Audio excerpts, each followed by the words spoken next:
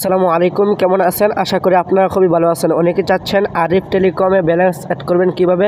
তো আসেন আপনাদেরকে আমি শিখিয়ে দিচ্ছি। তো কথা না বাড়িয়ে মূল ভিডিওটা শুরু করা যাক। প্রথমে আপনার স্মার্টফোনে চলে যাবেন। স্মার্টফোনে চলে যাওয়ার পর এখানে আছে আরিফ টেলিকম, এখানে ক্লিক করবেন। এখানে ক্লিক করার পর এখানে আছে অ্যাড ব্যালেন্স, এই অ্যাড ব্যালেন্সে ক্লিক করবেন। ক্লিক করার পর এখানে আছে মেইনে ক্লিক করবেন। মেইনে ক্লিক করার পর এখানে আছে নিশ্চিত করুন, এখানে ক্লিক করবেন। এখানে ক্লিক করার পরে একটু লোডিং নিচ্ছে। তারপরে আপনার যদি পার্সোনাল রকেট বা পার্সোনাল নগদ বা পার্সোনাল উপায় বা ব্যাংক বা পার্সোনাল বিকাশ থাকে, এখানে ক্লিক করবেন। তো আমার পার্সোনাল বিকাশ, তো আমি এখানে সিলেক্ট করছি।